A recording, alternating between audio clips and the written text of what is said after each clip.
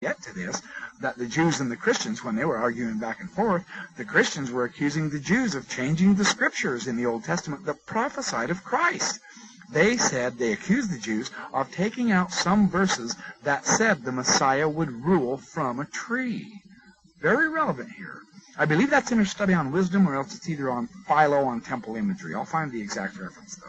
I have some much other stuff I want to share from Margaret Barker also. So anyway, it's a sun pillar, a sacrificial post, and it is the axis mundi rising from the altar at the navel of the earth. This penetrates the world door, and it branches out above the roof of the world as the non-existent, that is the unmanifested branch that yonder kindreds know as the supernal. This conception is directly reflected in the form of the hypothetical tree temples, which in India were originally yaksha holy steads, and subsequently they became the Buddhist temples. In all of these Ruka Satayas and the Bodhigaras, the sacred trees rise through the open temple roof and branches above it, an arrangement that is not in any way uniquely Indian. Connected with these conceptions, we find in the literature that the ascent of the spirit is often described in terms of tree climbing, and in the ritual we meet with a variety of explicit climbing rites. Thus in the JUB we read, as one would keep climbing up a tree by steps, he keeps ascending these worlds. See, this is the famous world ascent of the various patriarchs, Enoch, Moses, Abraham, Elijah, Christ. Well, he says on page 12, climbing rites are enacted in connection with the sacrificial post, the yupa. One of the most characteristic aspects of the skamba, or axis mundi, and coincident with the idea of the bridge, verily, the sacrificer makes it a ladder and a bridge to attain the world of heaven. He climbs by means of steps. By going to heaven, in the devas, they say, we have become immortal. So men's pole, the idea of the pole, the tree, becomes extremely relevant to the idea of cosmic regeneration and deification. This is the grand key words of the priesthood. This is the power of the priesthood.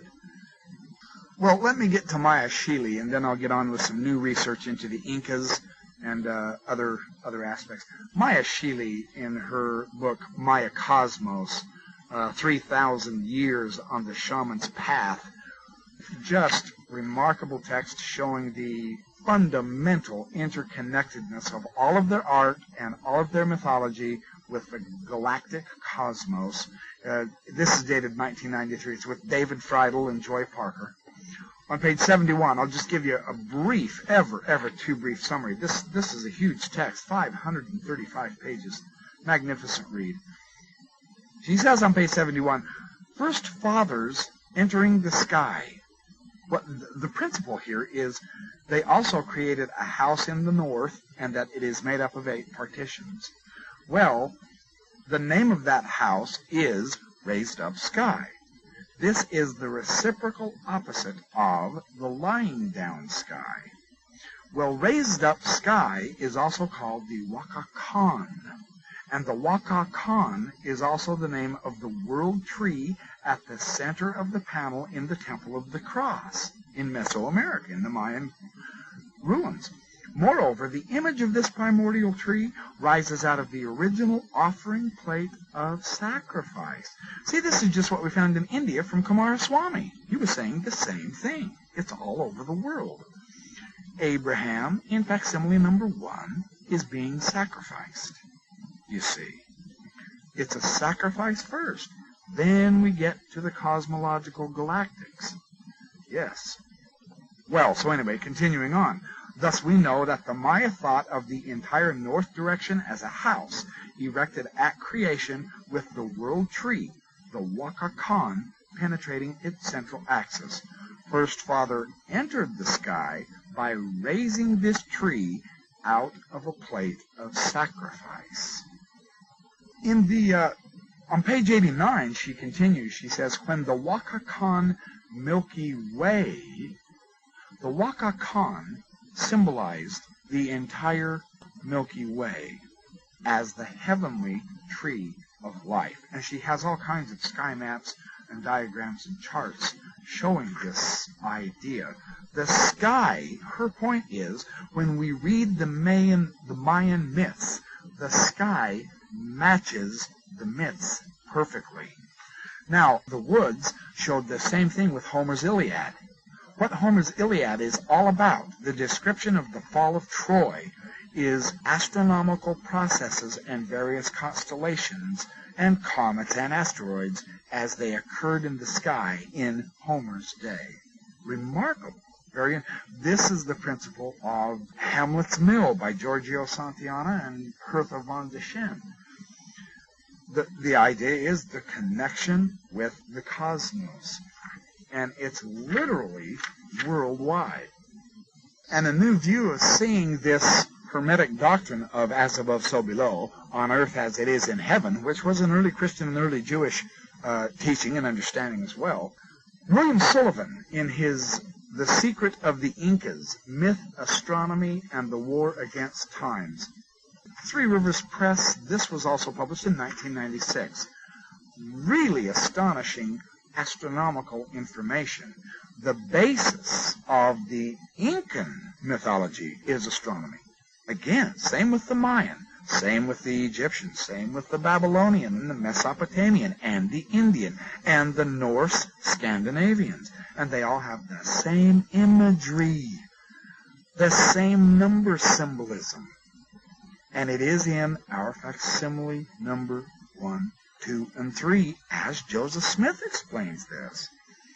Well, he notes on page 73, the idea of a celestial earth, see, on earth as it is in heaven. This idea of a celestial earth laid out with utter clarity the astronomical basis of the theory of world ages.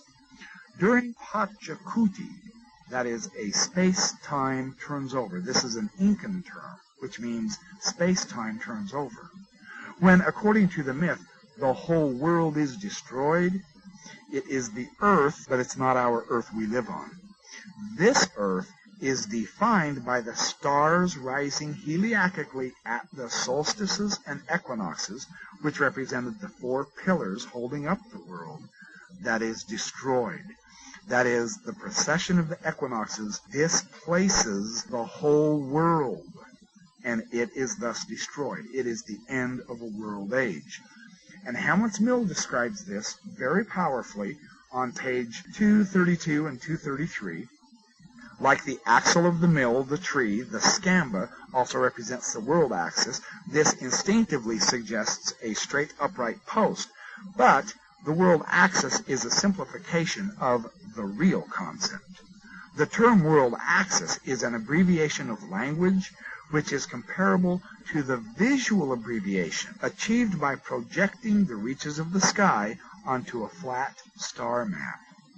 It's best not to think of the axis in straight analytical terms, one line at a time, but rather let's consider, when we hear this term, the world axis, let's consider it and the frame to which it is connected as one whole.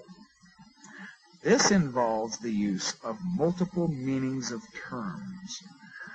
As radius automatically calls circle to our minds, so axis must invoke the 2 determined great circles on the surface of the sphere, the equinoxes and the solstices. Pictured this way, the axis resembles a complete sphere. It stands for the system of coordinates of the sphere and represents the frame of a world